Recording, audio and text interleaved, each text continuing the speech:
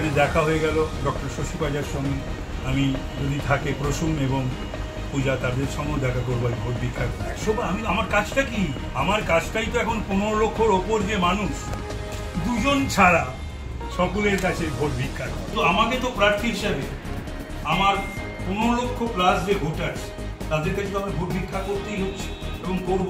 এটা আমার অধিকারের মধ্যে পড়ে এবং প্রতিটি ভোটারের কাছে যাওয়া এটাও আমার অধিকারের মধ্যে পড়ে। তাই আমি এই বাড়িতে শ্রদ্ধেয় অজিত পাজা, এখানে আমি এসেছি, থেকেছি, খেয়েছি।